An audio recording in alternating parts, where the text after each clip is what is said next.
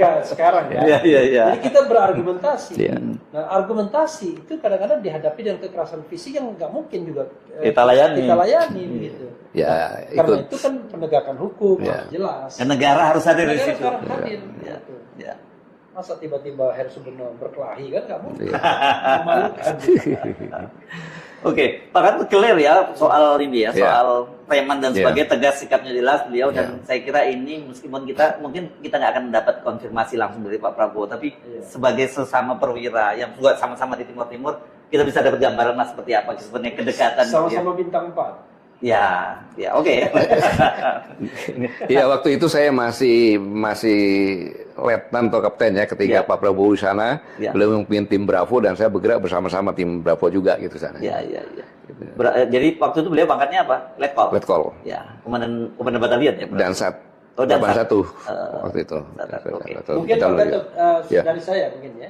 Ada nggak imbauan Pak Gatot? Jangan kepada para preman, ya preman tuh selama masih ada usernya, tetap aja dia akan eksis.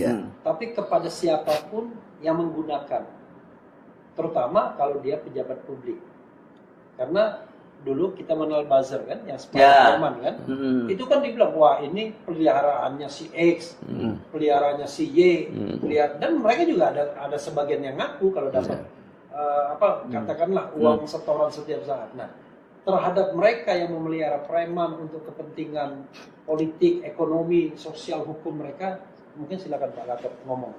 Marah-marah juga nggak apa-apa, kayak Hercules tadi. Ya, Bung Yasir, Bang Refli, selama 2 bulan ini kan saya merenung. Merenung, ternyata semakin saya merenung, semakin saya mendalami kondisi dunia dan kondisi negara kita, semakin menakutkan. Rakyat kita sudah 280 juta sekarang ini. Kemudian kondisi ekonomi kita hanya bagaimana menjual bahan baku, ya kan? Kemudian kembali ke sini menjadi pasar karena kita rakyat banyak. Ketika terjadi perang pasaran antara Cina sama Amerika, kemudian Ukraina, semakin Putin juga menyatakan ini. Dan kita sama-sama tahu bahwa teori hegemoni yang disampaikan oleh Amerika dengan global paradox, yaitu keterbukaan, demokratisasi, lingkungan hidup, HAM, itu kan semua kan kaidah-kaidah hukum yang ditentukan sebagai polisi dunia. Sekarang ini karena perang berkepanjangan, karena kondisi ekonomi yang sulit, menghadapi perang dagang, mereka tidak lagi menjadi polisi gitu kan. Nggak ada polisinya. Nggak ada polisinya gitu kan, istilahnya. Nah, sekarang ini dampak dari 2 kejadian di dunia ini, ada ketidakpastian ke depan bagaimana. Ya kan? Kita sudah kena lompatan teknologi yang dulu waktu saya masih menjadi kasat sampaikan dampak dari peak oil theory akan menjadi orang lebih hemat lagi, tidak menggunakan orang. Kemudian kalau dulu saya bilang pakai laptop bisa lihat ke pasar gitu kan, sekarang tiba-tiba ada Grab dan sebagainya. Sehingga itu perangkap teknologi IT ini membuat lebih efisien. Maka sumber daya manusia lebih kecil. Ini berkaitan dengan ini. Kemudian kita akan masuk lagi ke mungkin 2025, 30-an itu kuantum. Di mana hitung-hitungan apa itu lebih cepat, ya kan, security segala macamnya. Nah, ditambah yang tadi ya, akhirnya kita hidup di hutan belantara rimba yang terjadi hukum rimba, gitu. Siapa yang kuat, dia makan yang lemah. Siapa yang ekonomi kuat adalah dia bisa memproduksi dengan low cost, kemudian dia bisa menggunakan high teknologi, kemudian dia bisa menghasilkan high performance atau barang yang bagus, ya. Kemudian dia bisa menjual dengan low price. Itulah yang jadi pemenang, gitu. Nah, kita sekarang ini yang saya sampaikan tadi, kita sudah high cost, ya kan, produksi. Kemudian tidak dibarengi dengan teknologi yang canggih, sehingga barang yang dihasilkan pun kualitasnya tidak tinggi. Tetapi price-nya mahal. Siapa yang mau beli? Gitu. Dan ini semuanya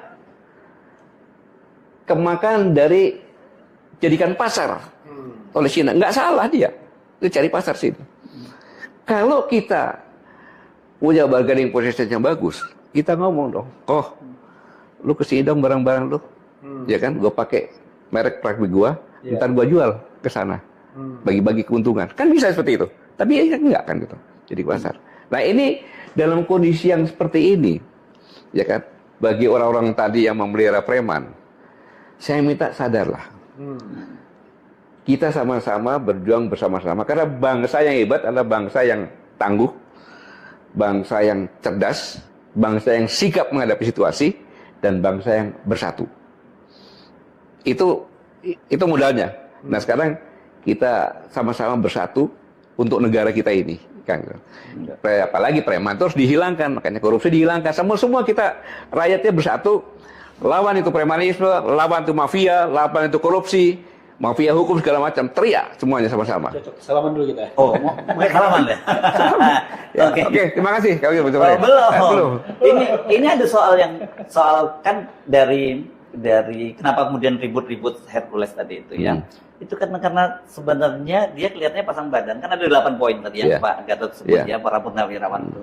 Yang paling diributkan sekarang itu kan memang poin ke-8. Soal tuntutan agar Gibran itu ganti lah, dicopot. Dimakzulkan. Bahasa hukumnya gitu ya, dimakzulkan ya. Tapi bahasa di situnya dicopot. Dicopot dan sebagainya. Pak Gatot sendiri memandangnya seperti apa? Apakah memang harus seperti itu? Ya kan gini, Bang Her, saya katakan mereka ini kadang saya katakan beliau-beliau ini senior-senior saya. Ya kan. Beliau-beliau ini kan senior-senior saya yang gila semuanya itu. Ya. Gila sangat mencintai negara kesatuan Republik Indonesia. Itu poin yang pertama.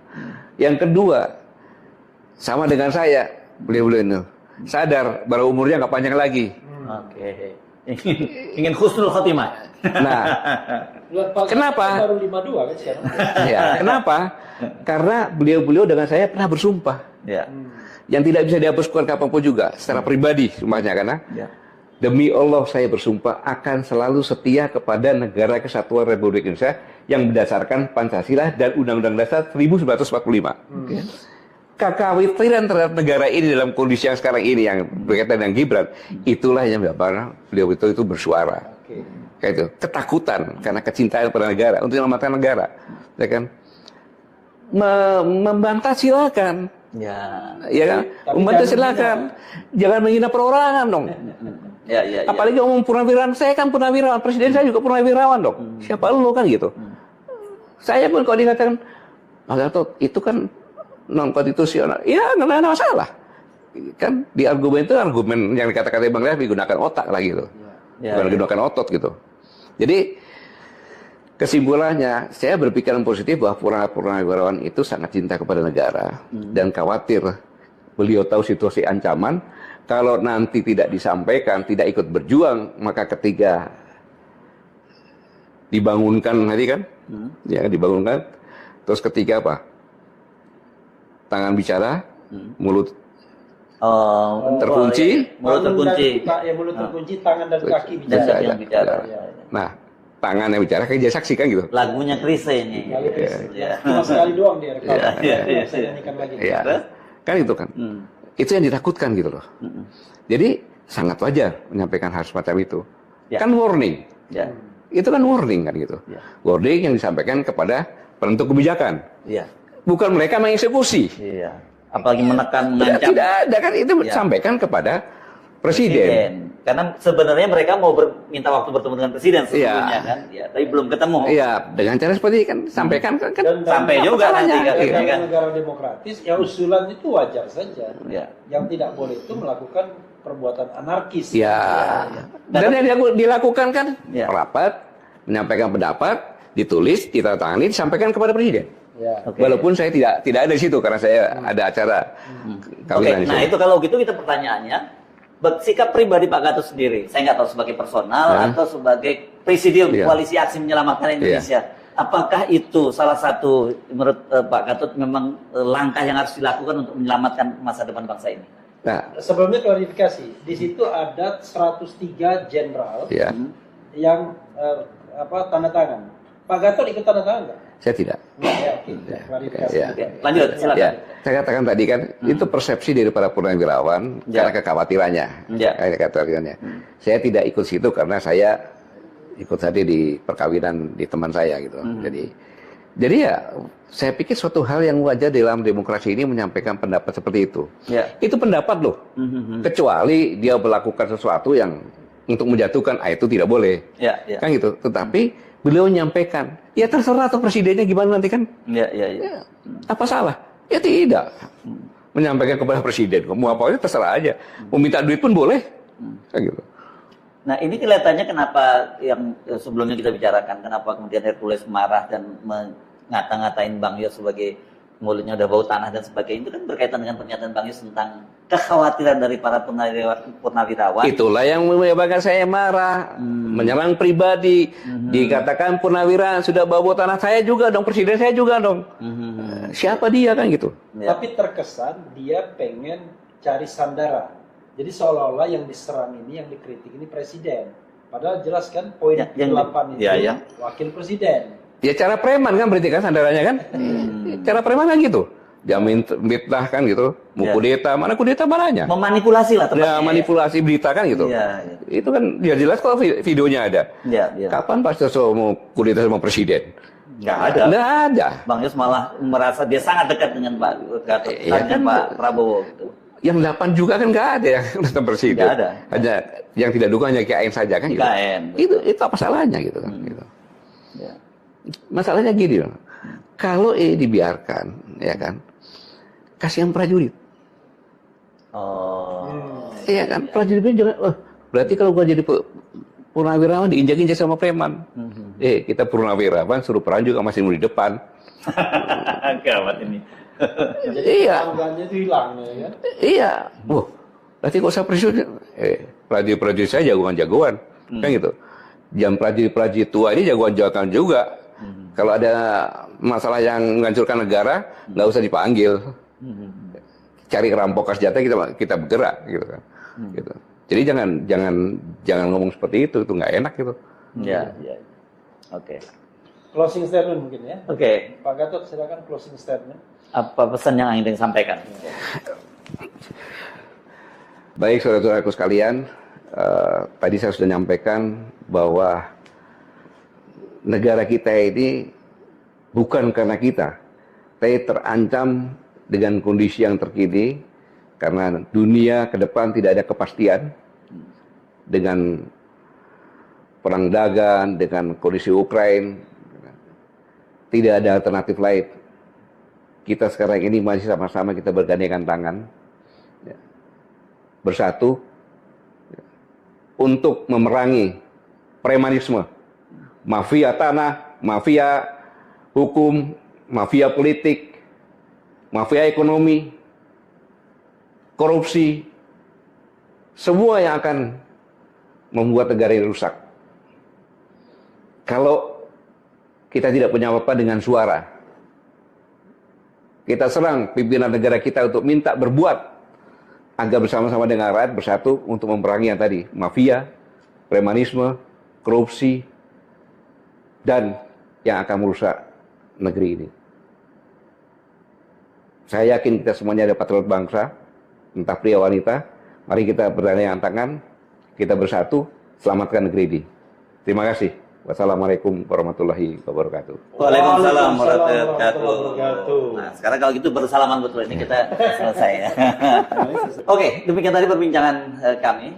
Ini kolaborasi antara yang keren dan cerdas di sebelah saya, Refli Harun, bersama saya Subhanul Arif dan saya Refli Harun. Yes.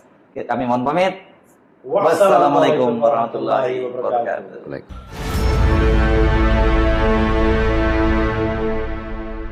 Jenderal Purn, Gatot Nurmantio mengecam keras Hercules karena dianggap menghina purnawirawan TNI, termasuk Letjen Purn Sutioso. Ia menyebut Hercules sebagai preman berseragam ormas dan mengingatkan bahwa Hercules bisa hidup di Jakarta berkat bantuan para purnawirawan. Gatot juga menyoroti dugaan aksi premanisme oleh anggota GRIP. Menanggapi itu, Hercules membantah tuduhan dan menilai pernyataan Gatot sebagai fitnah. Perseteruan ini memicu kekhawatiran soal ketegangan antara tokoh militer dan ormas. Bagaimana menurut kalian? Tinggalkan jejak komentar ya. Jangan lupa like, komen, dan subscribe.